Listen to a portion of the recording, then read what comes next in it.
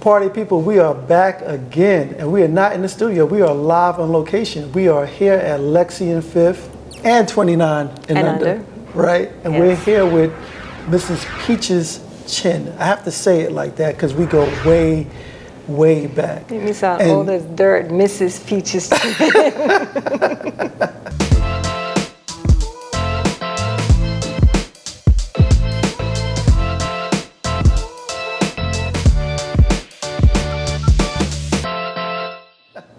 But look, we had two different boutiques, right? Right. And she's, over the years, have owned like 3,000, 100 million, bazillion, gazillion.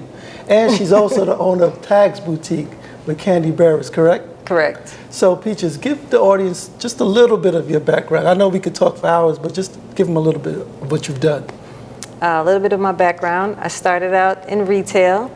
Then I pivoted to being a stylist for several artists, and then I'm back to retail. I remember the stylist. What was his name from Texas? Come on. Little Flip. Little Flip. What happened to him? But anyway.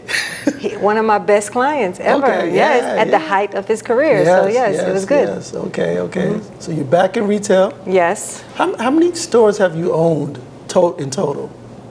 Oh man. Let's go through them. I know some of them. Oh man. You got Runway Fashion. Runway Fashions. Then I had InStyle on Far Road. Was it? I thought it was. It wasn't Dreams. Dreams. Dreams. Yes. I had Dreams. See, I know. I keep track. Then I had Tags. Tags, which you still have. Right, and then 29, Lexi. Mm-hmm. Yeah, that's it. That's it. Okay. So you've been doing this at the highest level possible. There's still more to go. Okay. There's still more to go. You're always learning. Okay. And so not only do you have brick and mortar, you have online. Right. As well. Yes, for both stores. So online you have 3. Online I have 3. Mm-hmm. Okay. What would you say when you first got started was the most difficult obstacle you had to jump through? Okay, so which starting? Back then or this? Let's go back then. Oh man. Back then I had no idea what I was doing. Okay. So back then I just jumped in it. Okay. And I started out with women's, and it was like a 300 square foot store. It was super tiny. I remember. But it was my best store ever. You talking about the one on Redan? Yes. Oh, Redan. Yes. But it was great. It was just a starting point, and it taught me a lot. Okay. It taught me a lot. If you had somebody back then to guide you and just give you information, how much of a difference do you think that would have made? Not waste as much money. Okay. Not waste as much money. Saved you money and time. Saved me a lot of money and time. Okay. But, looking back, I appreciate it because now, I would never make those mistakes again. And I felt like it taught me a lot for business because I was super young back then. So it really gave me my business ethics that I have to this day. Okay. And so this time around, right, let's go to the future. The last 10 years. The last 10 years. Because Tags is 11 years old, so the last 11 years. How long have you been doing the online boutique? Tags was open in 2008 and 9, so 11, since 2011 for Tags. Okay. And how long for like Lexi? You built my first website back then. I know, I remember. Yes. It was crazy. Yes.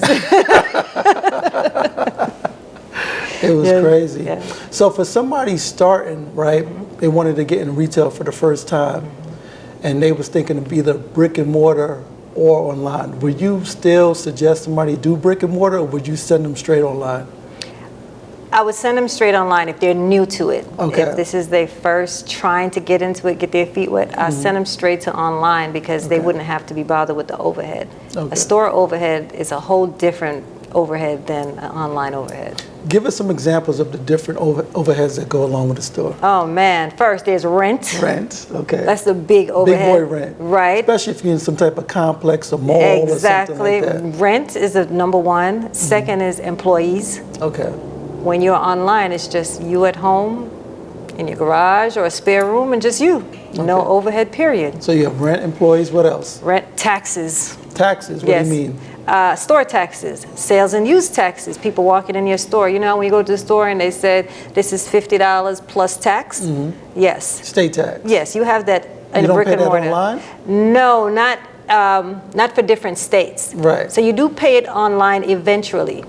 Like when you start making over a certain amount online, then you have to pay it to those states online. Okay. But not at first. They have a threshold that you have to meet to start paying out-of-state taxes. Oh, so what else? Taxes? Oh, man. Keeping the lights on, the light, water, gas, the everything. It's just a lot. And I would assume security, alarm, maintenance, cleaning up. Insurance? Oh, my gosh. Yeah, the list. So, yeah. Because we are in Atlanta and they be coming through the windows in Atlanta. Exactly. So it's a lot. So you definitely have to consider insurance. It's just a lot, a litany of things. But at the end of the day, nothing beats a brick and mortar.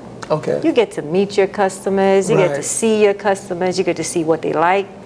When a customer walks in the door, that's your first point of contact to see where they're moving to. Okay. My thing is, if a customer walks in and they just walk straight down and not touch an item, you have the wrong items.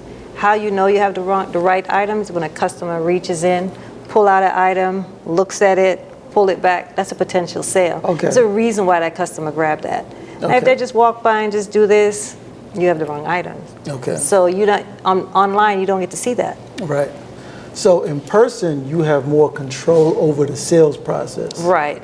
Right. You could guide them and direct them. Less marketing. You know, you are your marketing in store because you get to see your customers. You get to do real-time marketing.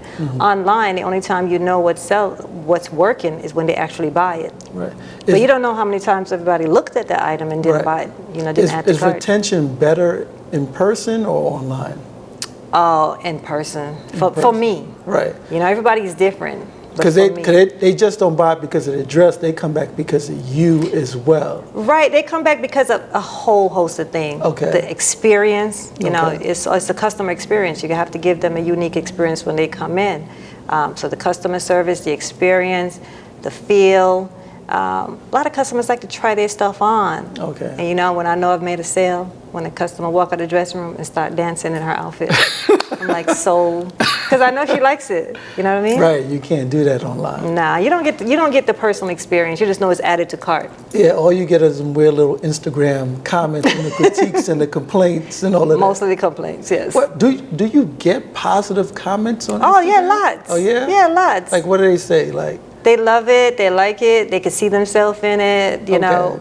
Really great positive reinforcement online. But you do have that, you know, small minority percent that has nothing better to do. The trolls. Yes. But you need them though. Right. You need them. Right. So if a person was starting a boutique online, right, what would you say is step one?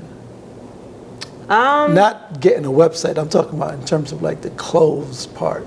Oh man, you have to find the right vendors. Okay. Okay, first for me, you have to determine who you're trying to reach, who's your customer. You need to know that before you open a store. Okay. Who am I trying to reach? Am I trying to reach plus? Am I trying to reach kids? Which market? Am I trying to reach dressy, casual? Am I trying to reach super sexy? Am I trying to reach the club girls? Am I trying to reach working girls? Am I trying to reach, you know, the church ladies? Like, who am I trying to reach? Is it okay that a person kind of determines that from their own style, like people buy what they like? Is that good or bad? Okay. Well, for me, I know I like a tomboy look. Right. You know, but a lot of girls love heels. Right. So I can't buy just for me because what I wear every day, not everybody would wear that every day. Right. So I mix and match. Like I'll definitely have on my website a lot of stuff that I could wear heels or sneakers. But a lot of people love heels and only wear heels. Now I don't wear heels. So is it fair to say that probably step one, you probably need to know what your audience and what the customer likes and separate yourself and not look. Oh yeah, you're definitely buying for the customer. You're not buying for yourself. That's why I say you need to know your audience. Right. That's why you need to figure out. Yeah, you need to figure out which one. But even so, when you study your audience, so let's say I'm opening a store brand new. Okay. And I'm going out and I'm trying to figure out. Okay, you know what? I want to reach the sexy party girls, you know, the ones that party every weekend and back out, stomach out, whatever, right? Right, like half of Atlanta. Right, you know? So I build my site and I buy all those clothes, right? I'm not connecting with them. I'm not reaching them, you know? It just, and everybody nowadays advertise on Facebook, Instagram, or whatever, right? So if I'm not reaching them, but let's say I put on there one day a dress, it's cute, but it doesn't show a lot of skin and back, but that's the dress that sells. Right. I need to pivot. Right. My algorithm is reaching the wrong customer. Okay. But if I want to stay in that lane, then I'm going to have to market intensely to find that sexy customer. Right. So you have to determine whether you're doing this for the money or you're doing it because you want to sell party clothes. Nah, you're doing it for the money. Okay. There's no, if you're not doing it for the money, it's a hobby. Okay. Okay. So it's always about the money. Always about them. That's why you're into business. Okay. Yeah, if not, it's a hobby. Okay. Okay. So for you. And then if not, then you're a blogger. You're trying to just dress and feel how you feel. Right. So what would you say is your target audience, your clientele? Oh man. You have every kind? I don't have. You got the big girls, you got the slim girls. What you got? I don't have party. No, I don't have every kind. I'm going to say I have a sexy, mature woman. Okay. Like, okay, let's say for example, I wear heels. Okay. I love heels, and I would love to wear a heel. However, I just don't walk very comfortably in them. Okay. Okay. So my customer for me is the person that loves to dress up, look sexy, not exposed.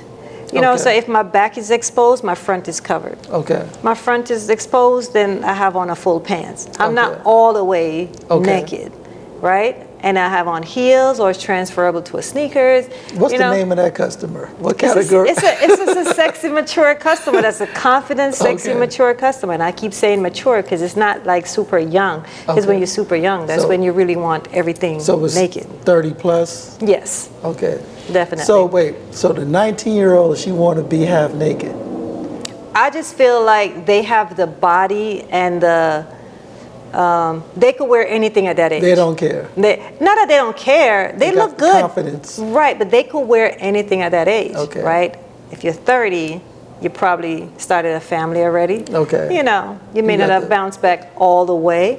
So you don't want to show everything, but you still want to be sexy. Like you're not old. And you want to be classy. Yeah, but you're not old, and you still can't be out there looking like you was at 19. So you know, that's why I say it's sexy, sophisticated.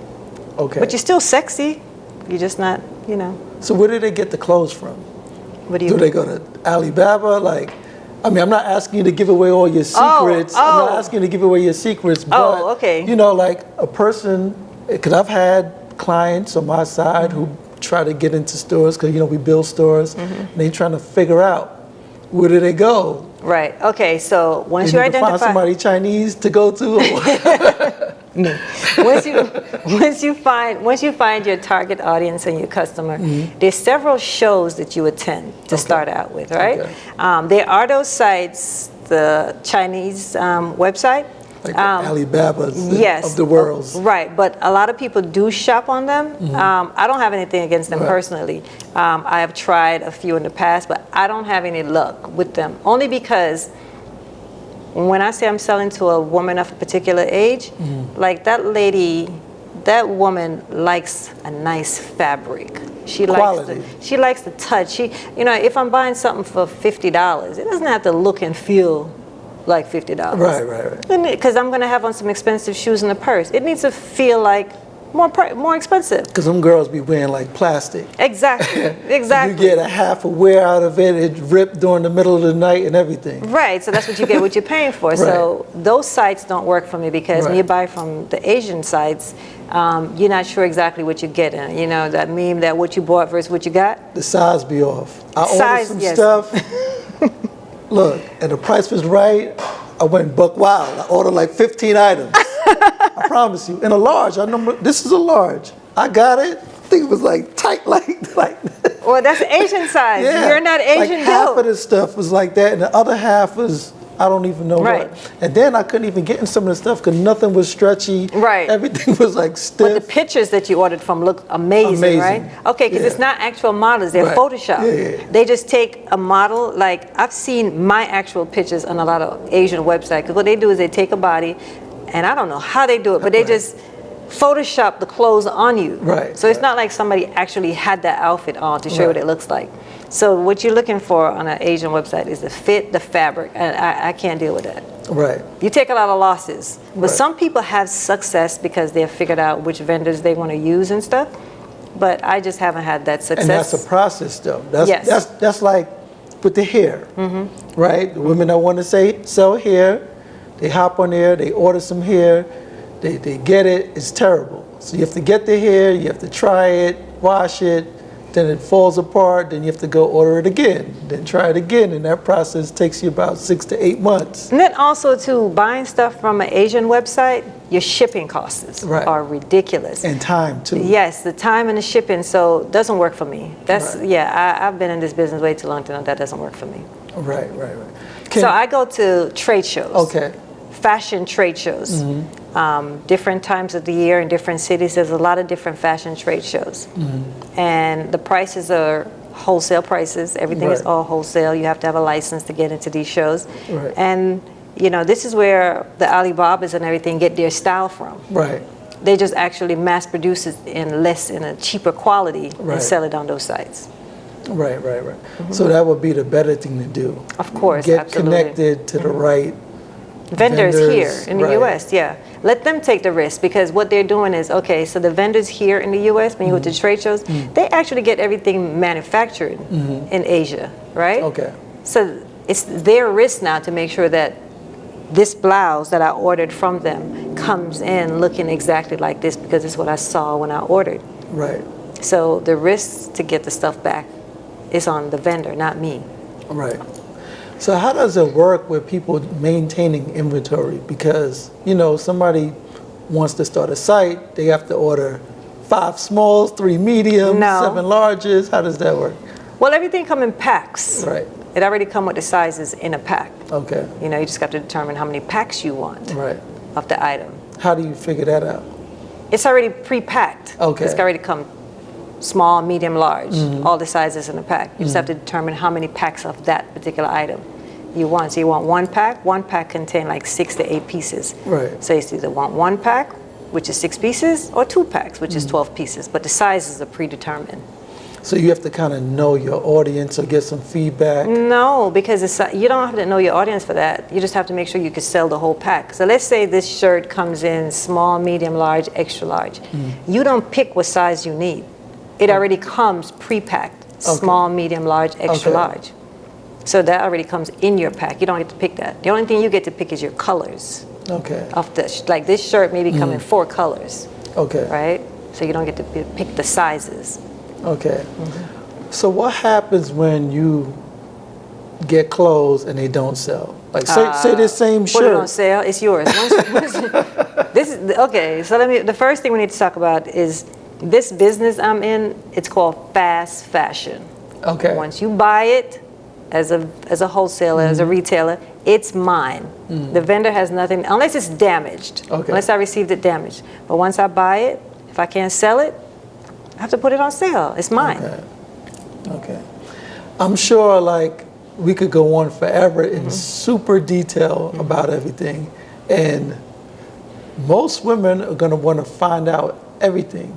Do you have a class or a way they could contact you and get you to show them the process? I know the answer. I know the answer. Okay. The answer is yes. Yes. Yes. And so, but in the meantime, tell them where they could reach you. I'm on Instagram. It's at Peaches Chin, CHIN. No, I'm not from the Asian website. You just talk bad about Asian people. I did not. How can I? How can I? Those are my kinfolk. So I just said I'm not on the site.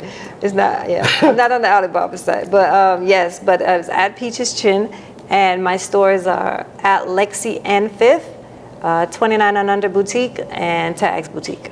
Okay. So, you guys, this is going to be part one because we don't have enough time to go into super duper detail. But with part two, we're going to talk about the culture and the programs and the classes and how you could get with this expert and she will show you the process into starting your own retail, right? Absolutely. Absolutely. And so you don't have to waste a whole bunch of money or spend a bunch of time and wait for your stuff to come from China. You don't have to do that. So we'll get back at you guys. And you can reach me at Precise on everything, spelled P-R-E-S-I-S-E, or you can reach me at precise.biz. Peace.